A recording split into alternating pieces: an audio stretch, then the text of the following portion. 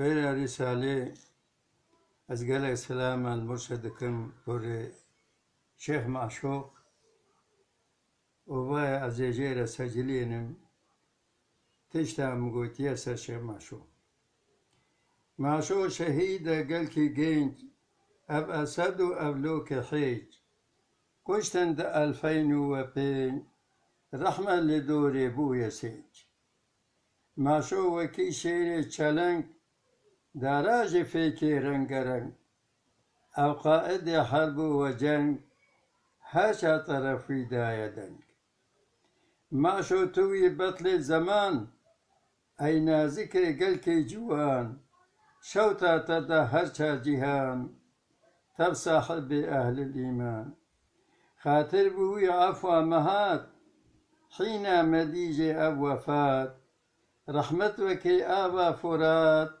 قلبي حزين جرهات خلات معشو توي كربا دلا قوتنج من وقبل بلا آهنج دستي قاتلا حملي قراناي ملا يا رب توي ربك وحيد خالق توي أم تبع بيد ما قي حتى كنجي أكيد حي فيه ليني يا فريد يا رب توي ربك مزن أي خالقي إنس وجن ما قي حتى كنجي هبن أفدج مني قنجي تبن وإن انت ما شاي جدور ما شو شهيدك نور بنور جيرا بكن كيف سرور هيبا لشاردا بقصور ما شو جمر پر فاخرة ظلمة هلاني بوچرا رب ما رب قادرة كرتبكر أهل وبرا باور بكن ما شو جمر أو بو فداك معتبر الپهلوانی فرهنا ويدا خدا جانو جگر بلكي أبي ركر فدا باكر خدا ويكر ندا يا رب أزم عبدك شفاء كرد حزين ندي إذا وقفي قصيدة فرخشي وجوهرك باس نقشي آل شهيد نكنا رشي قنه لسوا تأوشي رحمة نبي سرحي مال وصحابه سرحي شماشو الفاتح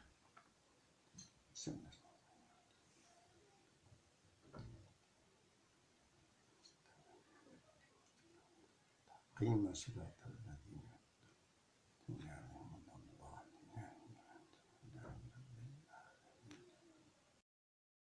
إلى هذه الكلمة.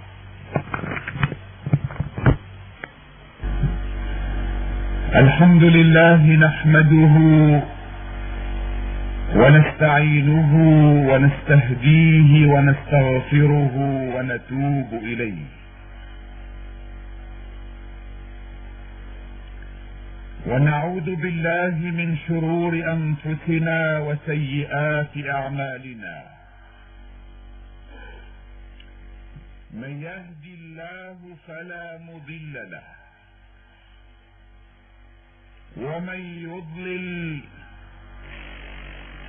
فلا هادي له، ولن تجد له من دون الله وليا مرشدا.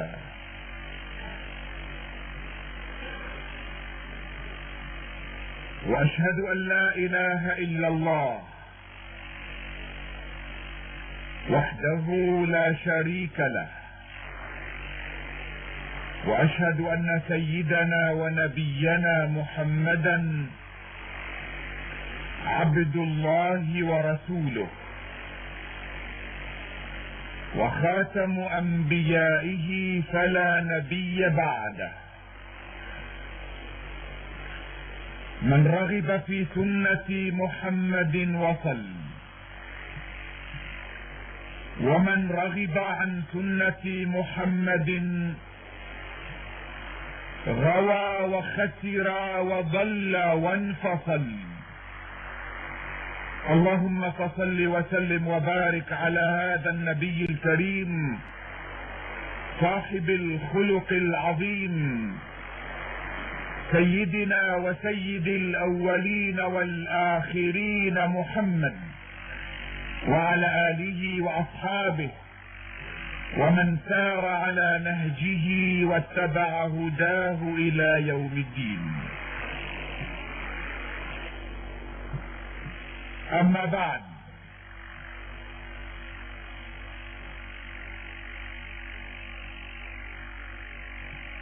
قبل أن أفتتح حديثي أظن أنكم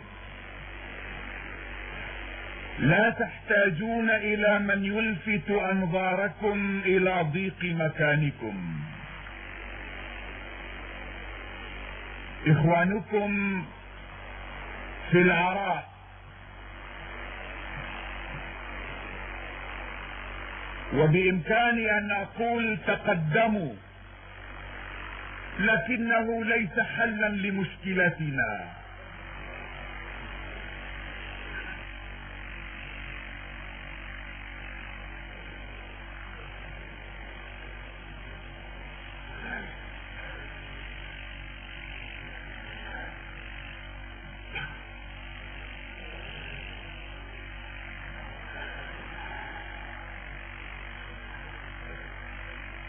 صحيح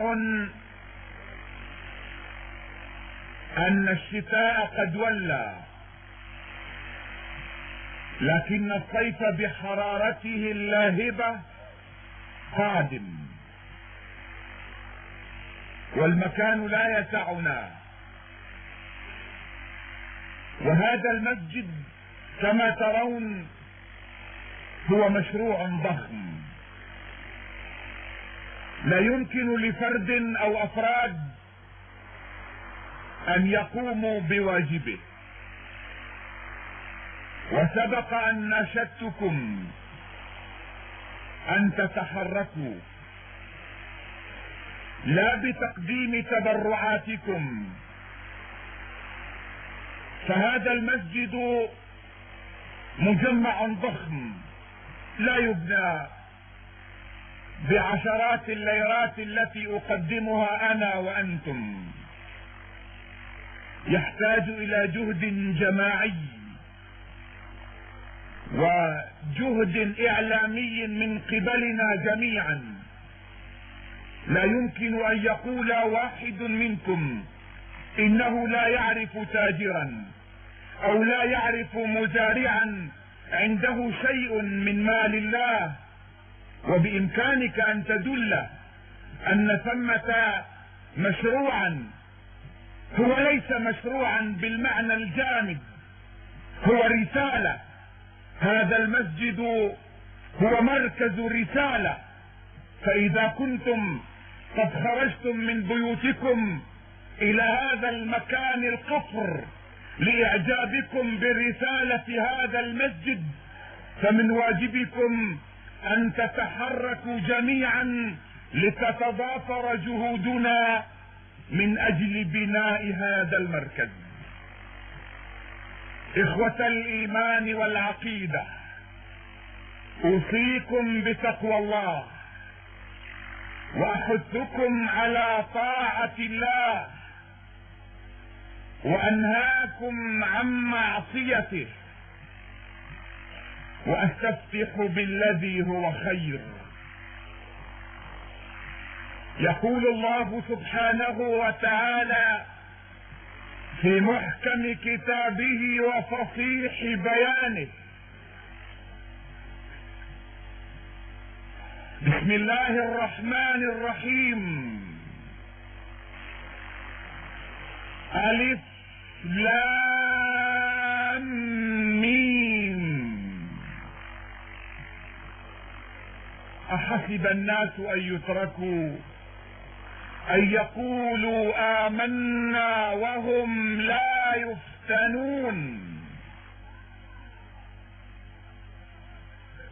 ولقد فتنا الذين من قبلهم فليعلمن الله الذين صدقوا وليعلمن الكاذبين.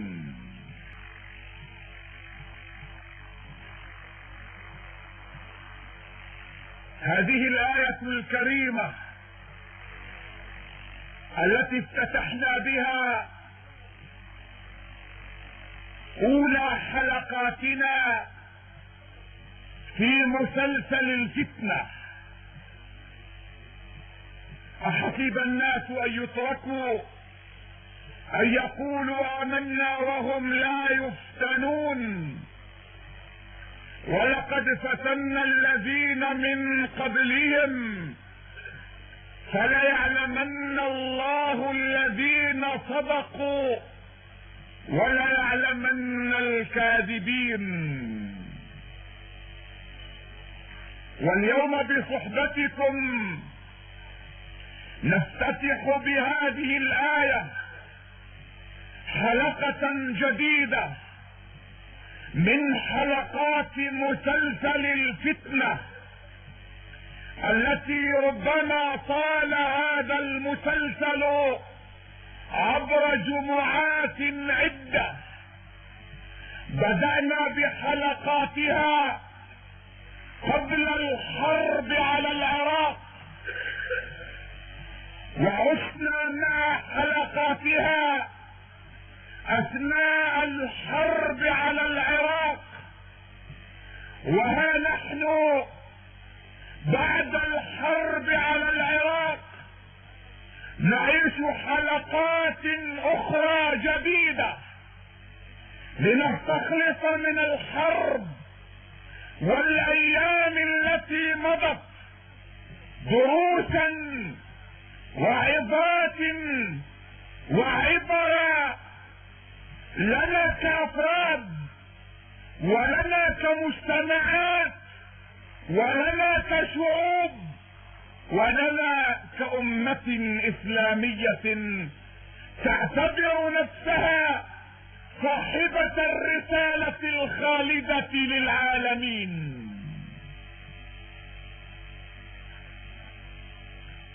هذا المسلسل الذي خلال جمعات عدة سلطنا الأضواء بطريقتنا، سلطنا الأضواء على محنة شعبنا الشقيق المنكوب في العراق.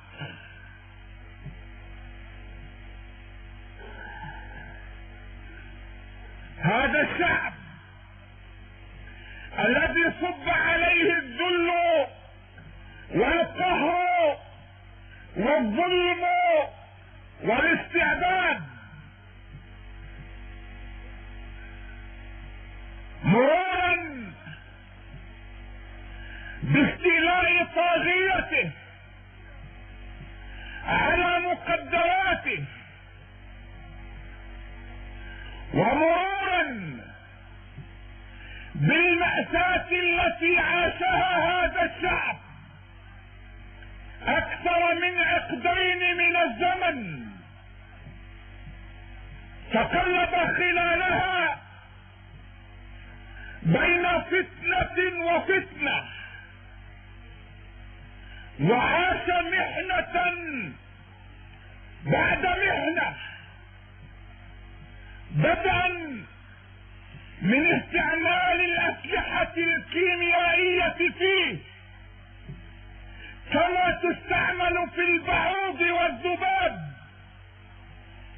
ومرورا بدفن عشرات الآلاف من أبنائه تحت أنقاض التراب في حفر سميت بالأنفال، ومرورا بالآلاف من الشرفاء من أبناء ذلك البلد المنكوب الذين ذوبت لحومهم وعظامهم وأجسادهم في أحواض الأكيد،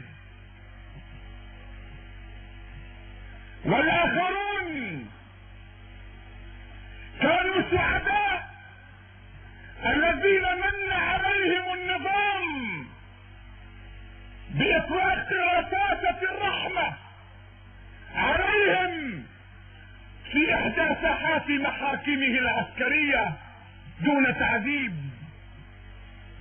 اما الذين هجروا سواء بطريقة النظام عبر مئات القلابات على الحدود الإيرانية او خرقوا البحار بزوارق بدائية، فلم يكونوا احسن حالا من اولئك حيث غرقوا في اعالي البحار واصبحوا في بطون اسماك القرش. والملايين الاربعة التي تاهت في بلاد العالم خسرت نفسها، خسرت اخلاقياتها، خسرت سلوكياتها، ذابت هنا وهناك. هذا الشعب المسكين الذي بلي بالظلم خلال هذه الفترة الطويلة، جاءت قوات التحالف لتزيد الطين بلة ولتقصف هذا البلد المسكين كل يوم بمئات الالاف من القنابل التي احرقت الاخضر واليابس وقضت على الماضي والحاضر والمستقبل. هذا البلد المسكين جاءه الفاتحون، جاءه المنقذون ليتلفوا الباقية من ثرواته. اقول الباقية لأن يعلموا أن البقية التي سلبت من يد صدام وعدي وقصي وأزلامهم هي بقية قليلة. لكن على كل حال جاء مدعو الفتح فأتلفوا الباقية من ثروات هذا البلد ودمروا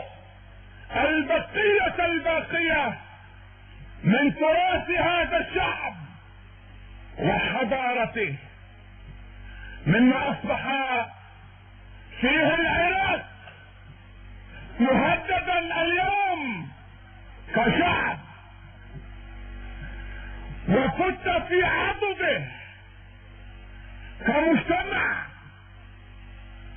وتفكك بنيانه كأسرة وانهد جداره كفرد وتفسخت اخلاقه وقيمه وسلوكه. اخوة الايمان والعقيدة ايها الاحبة، ككل الحلقات التي مرت اعود لأؤكد لكم واقول ان الشدائد والفتن والمحن هي ابتلاء من الله وتمحيص منه سبحانه لعباده ليبلوهم ايهم احسن عملا. في الشدائد، في المحن تظهر معادن الرجال، في المحن تتكشف حقائق النفوس، في المحن تزول الأقنعة عن الوجوه. في المحن يتميز المخلصون من المنافقين. في المحن يتميز الصادقون من الكاذبين والمخادعين. في المحن تتعرف الشعوب وتعلم الأمم من أبنائها يبر بها. تعلم الأمم من رجالاتها يعيش همها،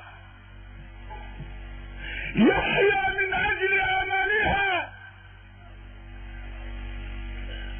يعتصر قلبه ألما لآلامها، يفرح لفرحها، يحزن لحزنها.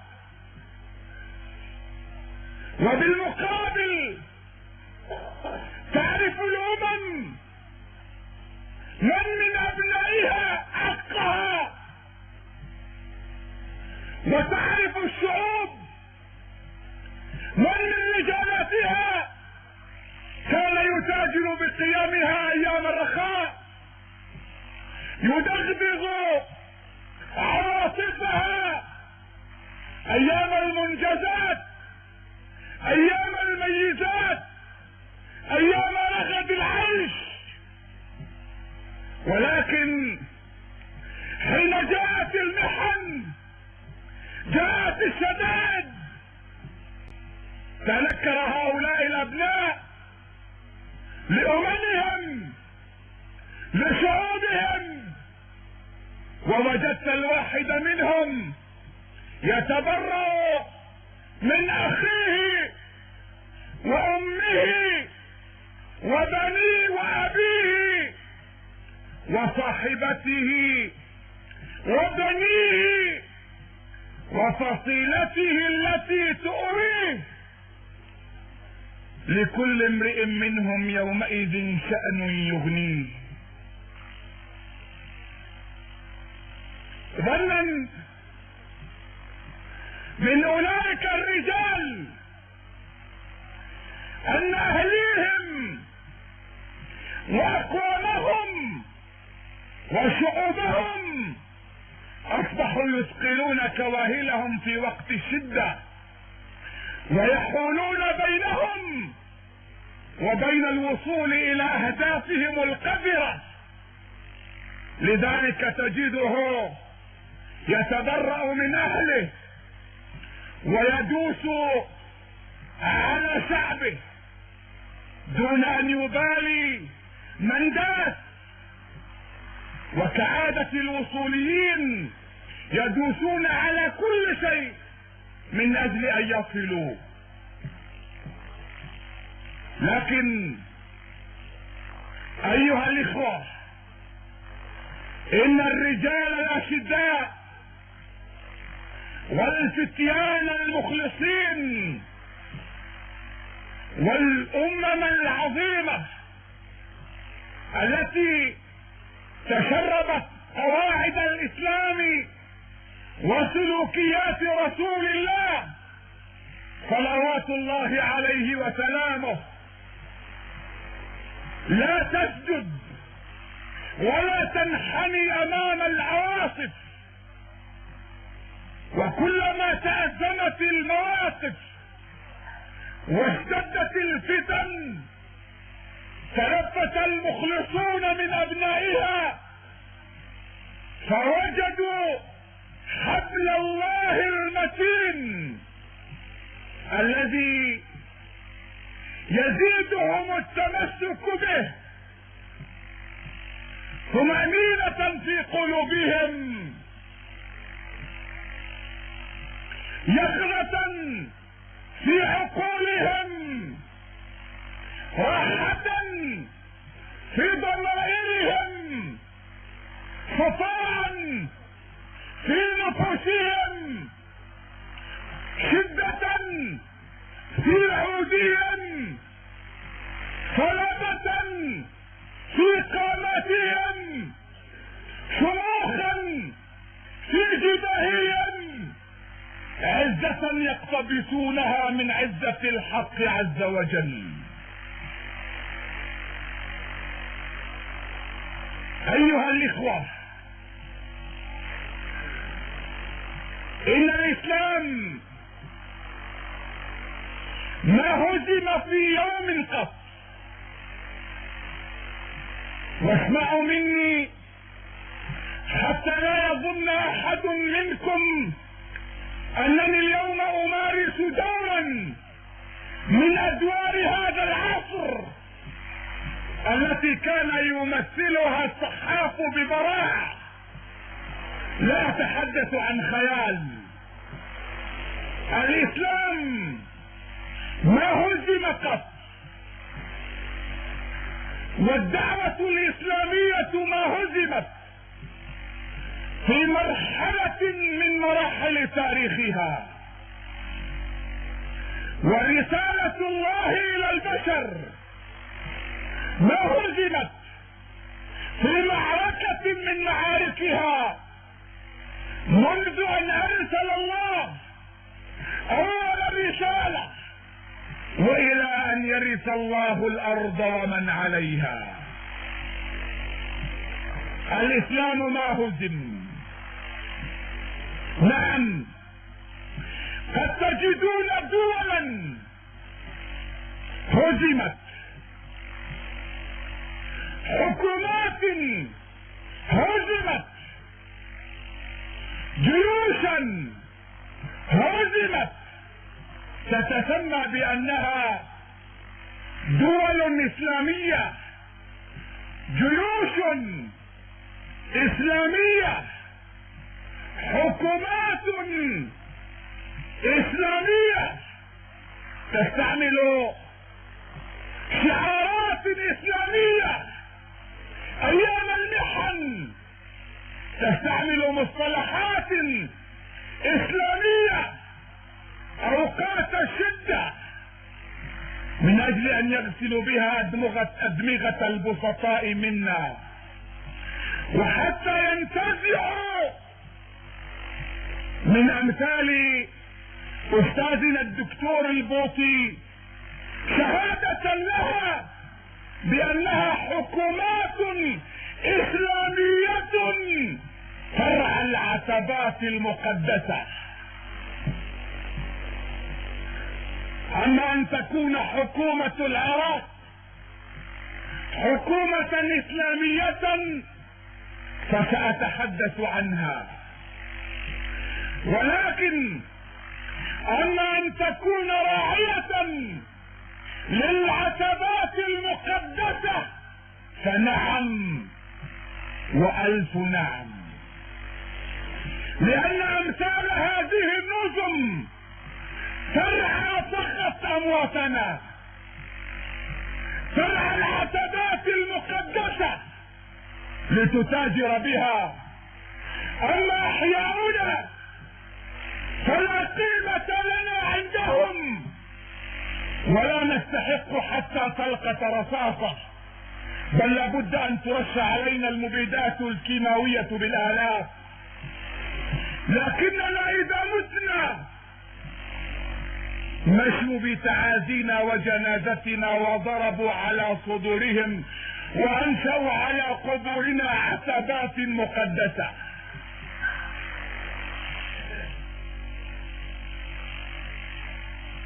إن الإسلام ما هزم.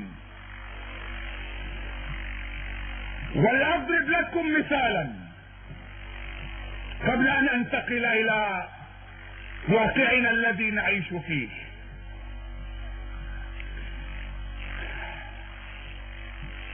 الخلافة العباسية سقطت والخليفة هزم، وبغداد حاضرة الدولة الإسلامية يومها استسلمت، فهل هزم الإسلام؟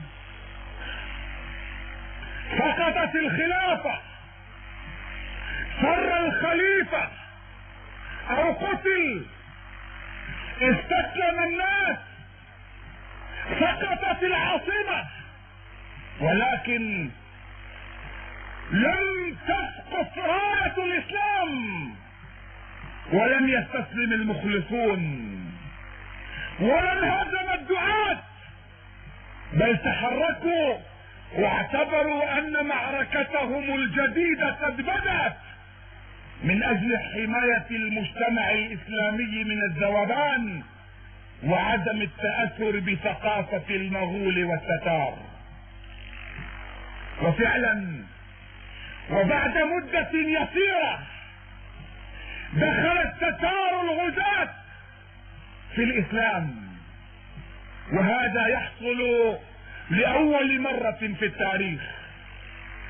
في العادة الضعفاء يدخلون في دين الأقوياء، في العادة الضعفاء يقلدون الأقوياء لتسود ثقافة المنتصر وتقاليده وسلوكياته وأخلاقياته.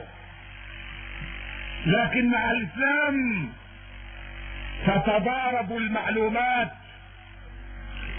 في الإسلام أو بالأحرى في الإسلام تتناقض المعلومات لينتصر الضعيف على القوي في عقيدته. دخل التتار الغزاة الأقوياء في دين المسلمين المنهزمين الضعفاء. قلد التتار المنتصرون تقاليد وعادات المسلمين المنهزمين، حتى في لغتهم. اللغة العربية لغة القرآن ظلت هي اللغة الرسمية في دولة التتار والمغول، علما أن العرب كانوا هم المنهزمين.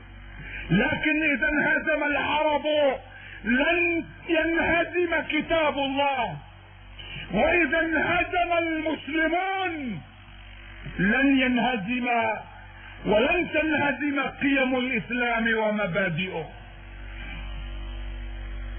واليوم ها هو التاريخ يعيد نفسه أو يعيد حلقة من حلقاته.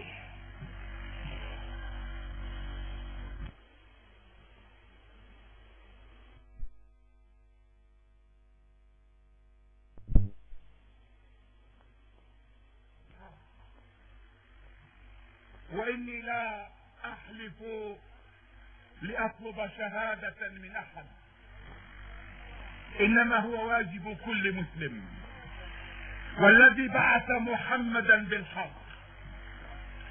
لقد اعتصرت قلبي ألما خلال أكثر من 20 يوما ككل المسلمين الذين كانوا يخشون على مصير العراق. ولقد بكيت سقوط بغداد أكثر من بكاء محمد الدوري الذي وجدتموه يبكي على شاشات التلفاز. قد يكون الرجل صادقا، ربما يبكي بلده، لكنه قد يبكي أيضا ميزاته، ربما كان يبكي منصبه، وربما كان يبكي امتيازاته التي وهبها له صدام. لكنني والملايين المسلمة بكينا بغداد لا لناقة لنا فيها ولا جمل، إنما لأنهم أهلونا، لأن مصيرنا مرتبط بمصيرهم، ولأنهم الدفعة الأولى. أقول مكررا لأنهم الدفعة الأولى من القرابين التي تقدم على مذبح الحرية والكرامة، كما أكدت ذلك في حلقة الثيران الثلاثة. لكن ما الذي ينفع تعبيرنا عن آلامنا وشجوننا؟ في النهاية سقطت بغداد وهزمت الحكومة العراقية وهزم الجيش العراقي وهزم الحرس الجمهوري وهزم فدائيو صدام، وما هزم الإسلام، ولن ينهزم الإسلام، ويبقى الإسلام عزيزا قويا منتصرا رغم أنف المنتصر والمنهزم، رغم أنف القوي والضعيف، رغم أنف الذئب والضحية، رغم أنف ثالوث الشر والظلم والقهر والدمار. بوش وبلير وصدام الذين تبادلوا الأدوار القذرة من أجل القضاء على حضارة الإسلام والمسلمين، لكن الإسلام سيبقى عزيزا منتصرا رغم أنف قوى الشر والطغيان، سواء تسمت بأسماء إسلامية أو غير إسلامية، عربية أو غير عربية. لكن هل يقولها جزافا من هزم الإسلام؟ نعم، من هزم الإسلام ومن هزمت الحكومة الإسلامية ومن هزم حتى شعار الله أكبر الذي وضعه زورا صدام على علمه، من هزم الله أكبر؟ لأن قيم الإسلام ما كانت سائدة، ومبادئ الإسلام ما كانت تحتكم إليها، إنما الذي انهزم. أعود كما علمتكم، وعيب أن أقول علمتكم فالكثير منكم أعلم مني، كما عودتكم أن نكون صرحاء من أجل مصلحة أمتنا، ما دمنا لا نعترف بمرض مريضنا فسيسقط شلوا ممزقا تحت أقدامنا. المريض يعاني سكرات الموت ونحن نقول لا بأس عليه، ما شاء الله هو قد الجمل حتى يسقط. لذلك شعورنا بألمنا، وضع يدنا على جرحنا من أجل أن نوقف نزيفه.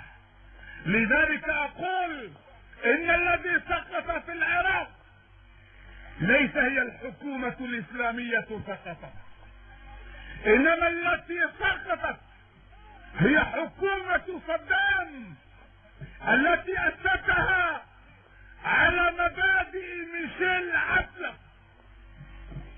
الذي يقول، ولعل الكثير منكم ما نسي هذه الكلمة، ميشيل عسلف الذي طردته سورية التصحيح لأن قيمه لا تتناسب مع قيم سوريا، ومبادئه لا تتناسب مع مبادئ حافظ الأسد. لذلك ما وجد له مكانا بين شعبنا الأبي ولفظناه، فلا وجد له مكانا إلا بين أحضان صدام. يقول هذا الرجل إن الطريق الوحيد، انتبهوا، إن الطريق الوحيد لتشييد حضارتنا وبناء مجتمعنا هو خلق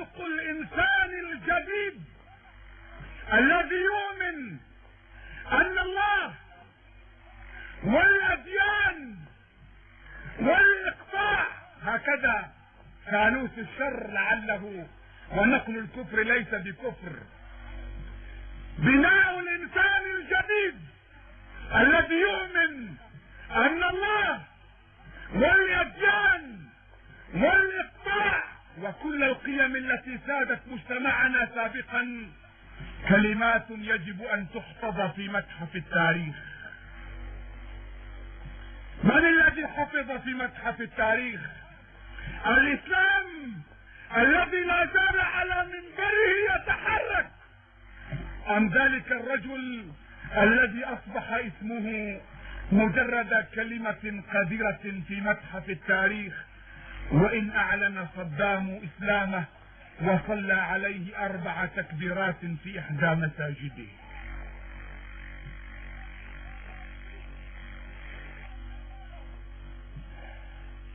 لنتساءل في العراق الذي هزم، أناشدكم الله، أستحلفكم بالله، أجب أنت نفسك، هل كانت الصلاة جائزة في معسكر من معسكرات جيش العراق؟ اسأل نفسك وأنت أجب. هل كانت الصلاة جائزة في سكنات من سكنات الحرس الجمهوري؟ لذلك إذا هزم ذلك الجيش أو خان ذلك الحرس فكيف تحسب الهزيمة على الإسلام والإسلام مغيب عن الساحة؟ لقد رأيت بأم عيني ورآه الملايين من الناس على شاشة الفضائيات ملف ذلك الرجل العراقي البسيط الذي أعدم لا لشيء، لا لأنه ينتمي إلى تنظيم سياسي ولا لأنه منخرط في جماعة إسلامية أصولية أو إرهابية كما تسميها أمريكا صانعة أمثال هؤلاء الرجال، إنما كان الرجل بسيطا كتب على ورقة صغيرة بسيطة انطلاقا من عفويته وبساطته وبقلم الشنيار وبخط يكاد يقرأ لعفويته: شعارنا لا إله إلا الله محمد رسول الله.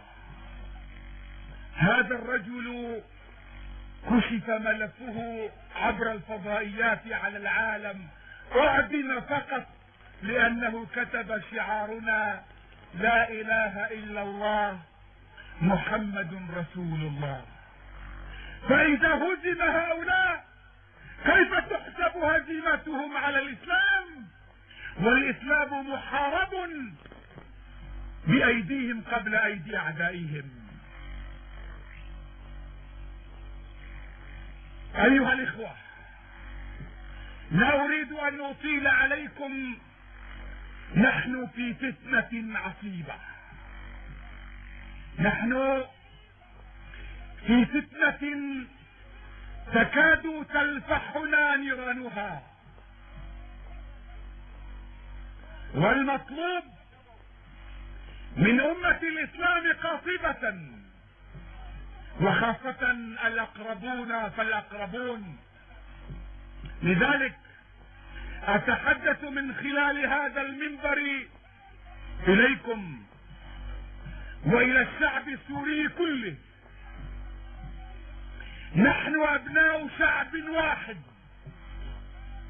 نعيش على أرض عزيزة علينا جميعا، بناؤها وإعمارها مسؤوليتنا جميعا، كما أن خيرات هذا البلد لنا جميعا.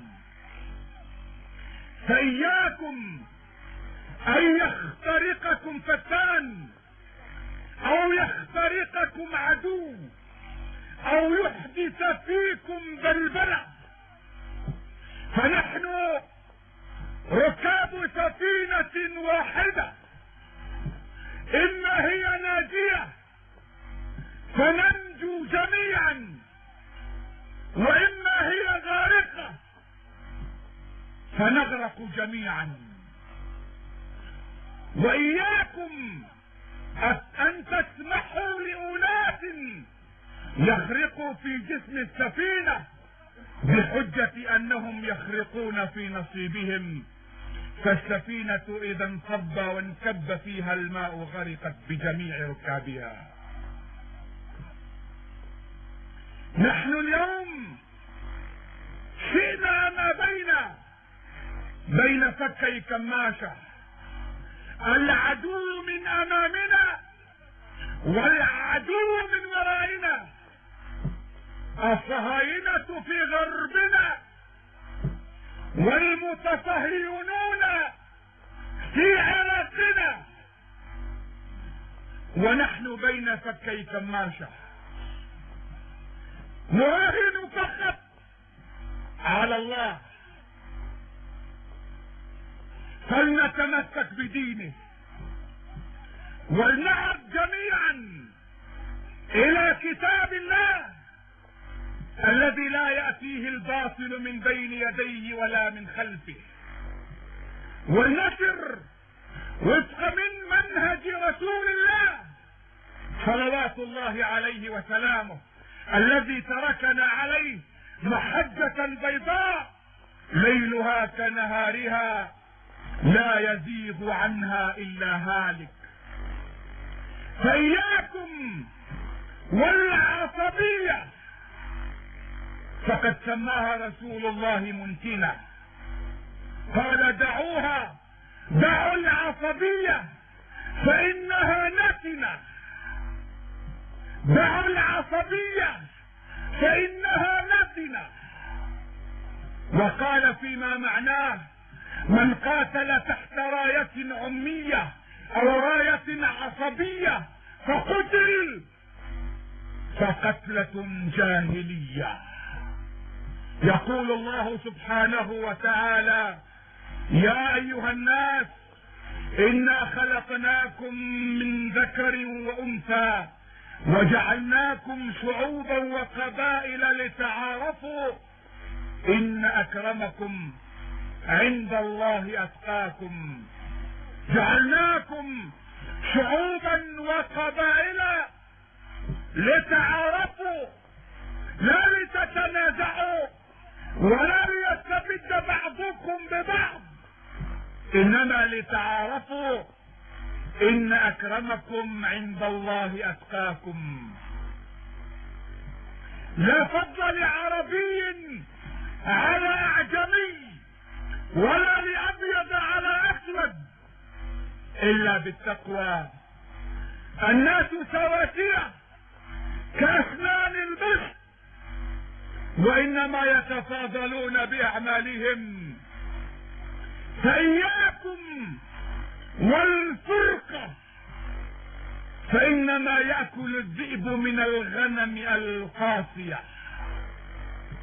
واياكم والفتنة فالفتنة اشد من القتل والفتنة نائبة لعن الله من ايقظها. هكذا يقول رسول الله صلى الله عليه وسلم الفتنة نائمة لعن الله من ايقظها. والفتنة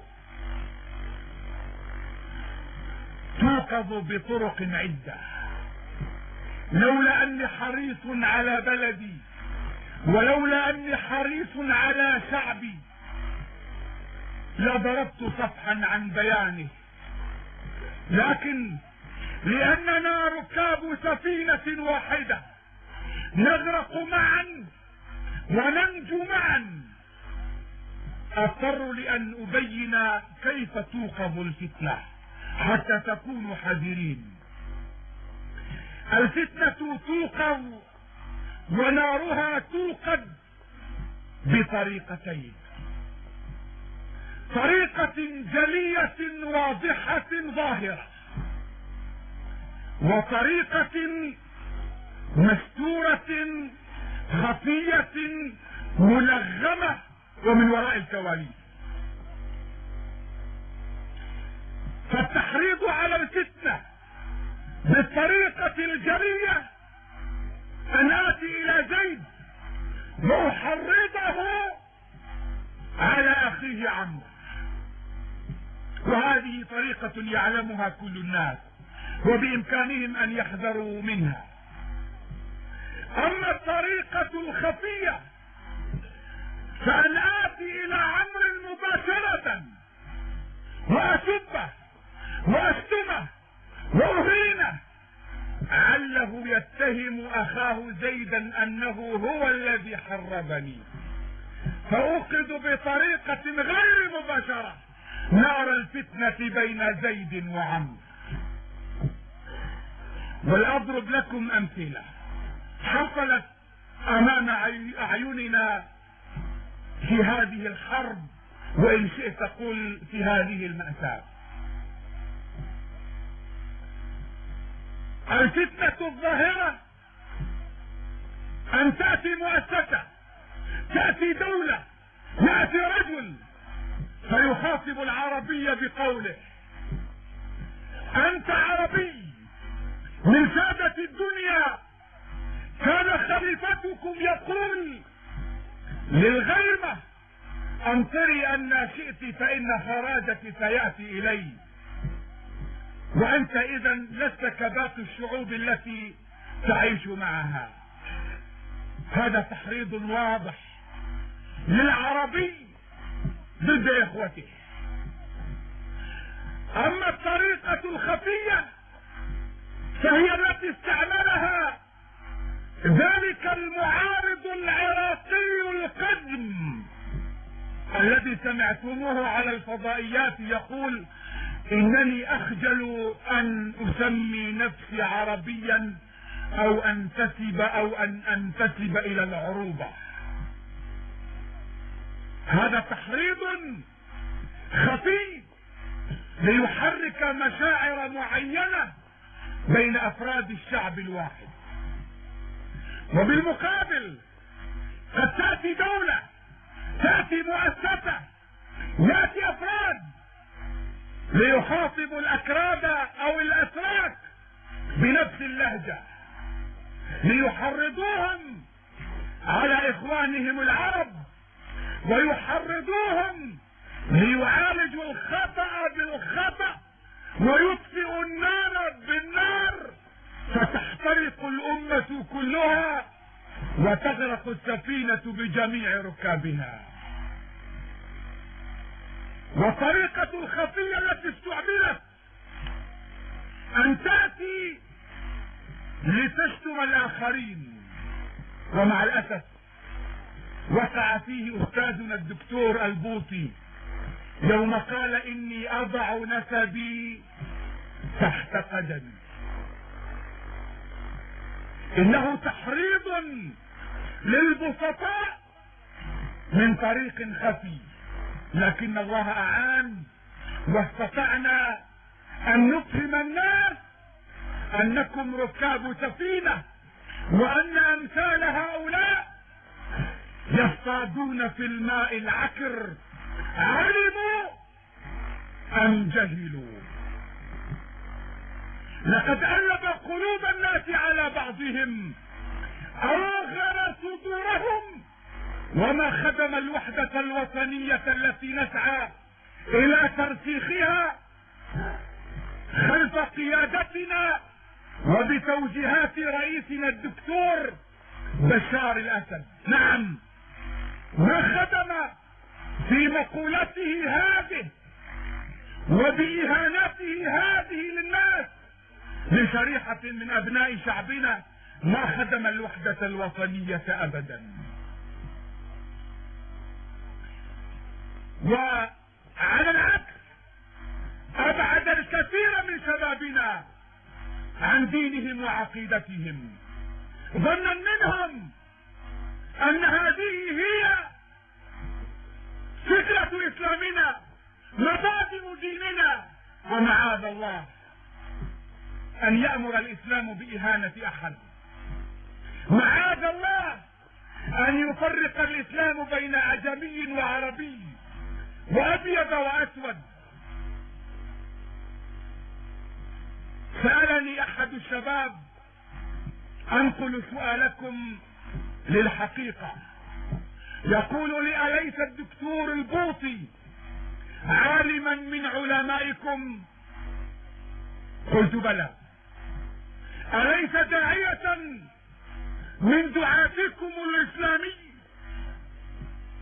قلت: بلى. أليس هو ممثلكم معاشر العلماء في عشرات المؤتمرات التي تعقدونها؟ قلت: بلى.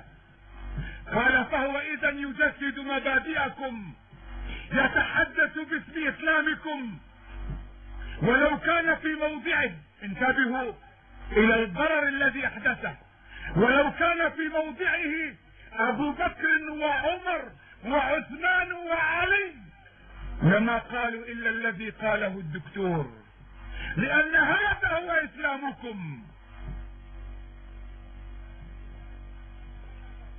أستغفر الله مما قاله هذا الشاب.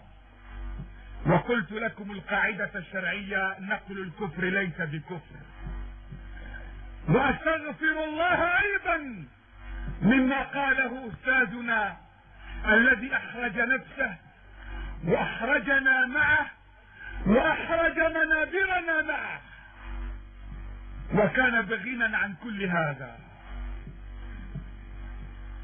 أجبت الشاب: نعم، الدكتور عالم من علمائنا، لكن من الذي قال إن العلماء لا يخطئون؟